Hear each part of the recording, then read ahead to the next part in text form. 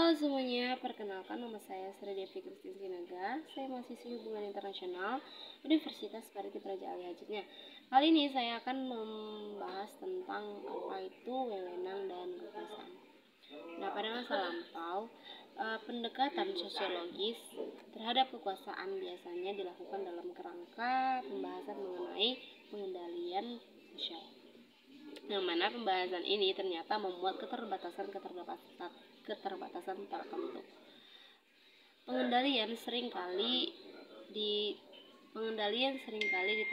ditafsirkan sebagai penggunaan kekuasaan atau pengaruh untuk mencegah terjadinya perpecahan, mempertahankan ketertiban, atau mencapai stabilitas sosial.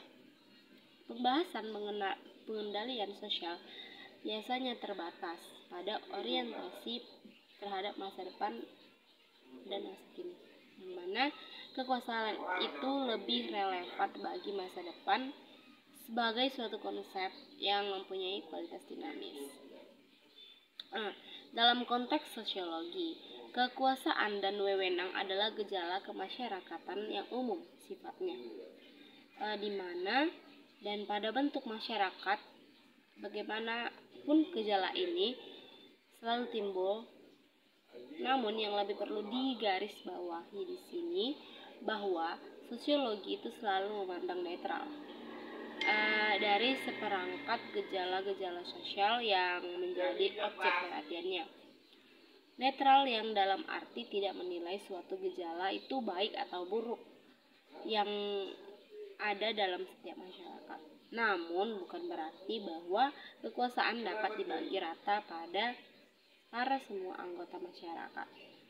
Dengan ketidakmerataan ini justru kemudian timbul makna pokok dari kekuasaan itu sendiri, yaitu sebagai suatu kemampuan untuk mempengaruhi pihak lain agar menurut pada kehendak yang ada pada pemegang kekuasaan.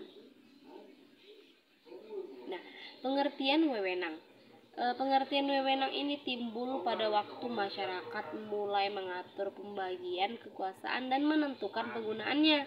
Namun, sepertinya tidak ada satu masyarakat pun yang berhasil dengan sadar mengatur setiap macam kekuasaan yang ada di dalam masyarakat itu menjadi wewenang. Kecuali itu, tidak mungkin setiap macam kekuasaan yang ada ditangkap dalam peraturan dan sebenarnya hal ini juga tidak menguntungkan bagi masyarakat. Andai kata hal itu terjadi, apabila setiap macam kekuasaan menjelma menjadi wewenang, maka susunan kekuatan masyarakat akan menjadi kaku, sehingga tidak dapat mengikuti perubahan-perubahan yang senantiasa terjadi di dalam masyarakat. Hakikat kekuasaan itu dalam setiap hubungan antara manusia maupun antar kelompok sosial selalu tersimpul pengertian kekuasaan dan wewenang. Kekuasaan dalam istilah umum disebut sebagai power. Diartikan sebagai suatu kemampuan untuk mempengaruhi pihak lain menurut kehendak yang ada pada pemegang kekuasaan tersebut. Kekuasaan itu mencakup baik suatu kemampuan untuk memerintah dan masyarakat adat, figur kepala adat antara kekuasaan dan wewenang. Dalam kehidupan masyarakat Indonesia yang masih menyelenggarakan keberlakuan hukum adat, biasanya pada bentuk masyarakat yang masih sederhana dan jauh dari peradaban modern, di mana semua kekuasaan, pemerintahan, ekonomi, dan sosial dipercayakan kepada kepala-kepala masyarakat hukum adat tadi untuk seumur hidup mereka. Karena luasnya kekuasaan dan karena besarnya kepercayaan yang menyeluruh dari masyarakat hukum adat kepada kepalanya tadi, maka pengertian kekuasaan dan pengertian orang yang memegang lebur menjadi satu.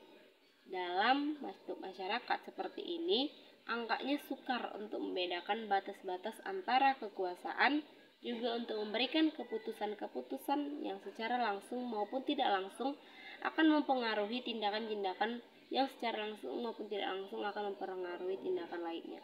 Nah, Max Weber mengatakan bahwa kekuasaan adalah kesempatan dari seseorang atau sekelompok orang-orang untuk menyadarkan masyarakat akan kemauan-kemauannya sendiri. Mungkin ini saja yang bisa saya jelaskan. Terima kasih atas perhatian teman semuanya. Bye.